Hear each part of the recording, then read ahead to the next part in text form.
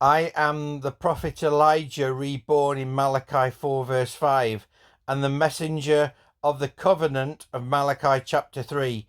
Soon will come the cleansing of Jehovah's spiritual temple from the watchtower's false doctrines and teaching of demons. Now, Jehovah's Witnesses believe, and the Watchtower teach, that the messenger of Malachi chapter 3 was Jesus. But as it clearly states in Malachi 4 verse 5, look, I will send my prophet Elijah before the great and fear-inspiring day of Jehovah.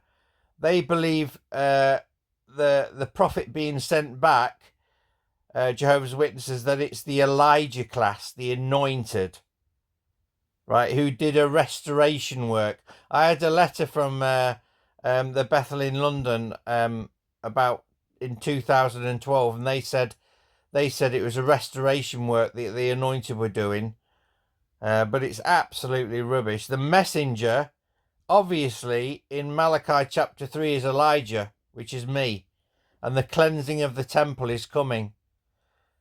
Now, the Watchtower and Jehovah's Witnesses believe that the cleansing took place in 1919 when Jesus chose the Watchtower organization and appointed the Faithful and Discreet Slave as his chosen organization. And the thing is, think about this, Watchtower, if Jesus cleansed the temple in 1919, right, from Babylonian teachings, then why were they still teaching that the end days began in 1799? Why did they still believe that Jesus had become invisibly in 1874? Why were they still using the cross and crown on the front of the magazine? Why were they still celebrating Christmas? I think it was up to 1943, and also birthdays, and smoking was allowed. Obviously, Jesus didn't cleanse the temple because he never became king invisibly in 1914. Why? Tell me this, Jehovah's Witnesses. Jehovah sends Jesus back to the earth the first time, and the second time he comes is invisible for no one to see him, like the emperor's with no clothes on. Oh, it's ridiculous. Wake up. False doctrines and teachings of demons. Now, if you're not familiar with the Bible code, I'll just go into it before I show this Bible code, which is one of my favourites. If I scroll down, now this is interesting. My dad, David Lewis Hache, was a code breaker in the RAF, Royal Air Force, in Norway.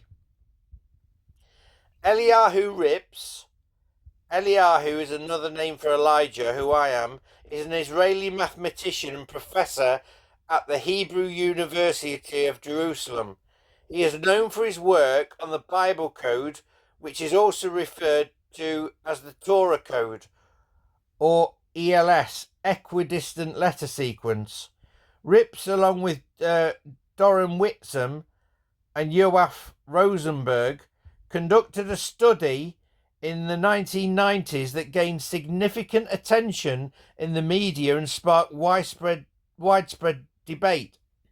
Their study claimed to have found hidden codes and prophecies in the Bible, in the Hebrew text of the Torah, by selecting equidistant letters.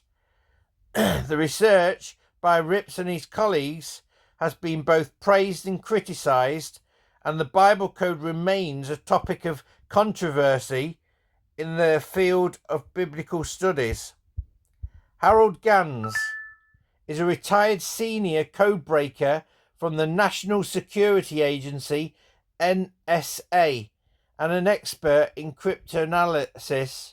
He became well known for his involvement in the study of the Bible code, also known as the Torah code, or ELS, equidistant letter sequence.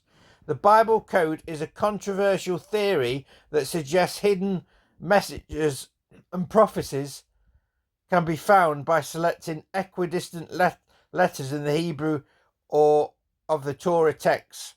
Gans has conducted extensive research into this field and has contributed to the understanding and analysis of the Bible code. Now watch time, Jehovah's Witnesses. Eliyahu Rips, Doron Witzenberg and Yoav Rosenberg, and especially Harold Gans, are highly intelligent people with university degrees. The Bible code is real.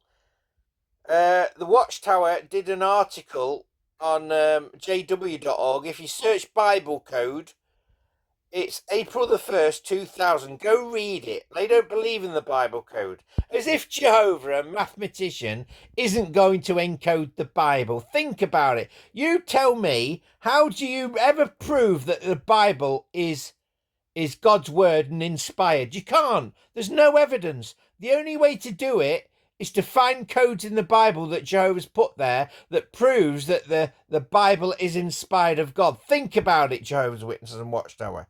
Now, this is one of my favourite codes. It's the King James Bible, Acts 2:21.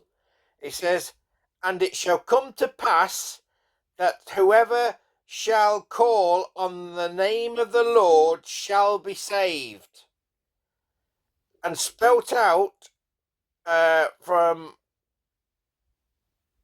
as you can see, the H in shall, and you count every 16 letters. It spells out my surname Hache, Hache. Although Hache is a variant of my surname Hache, Hacca, according to Wikipedia. It's without the C, but it's still Hache. Hach is a French word, and it means to chop or an axe. And I looked one day on my my friend Trish Vernon's coat of arms, and I found 3 axes on there. That's amazing, isn't it? Now, in this code, and it shall come to pass that everyone whosoever shall call on the name of the Lord will be saved.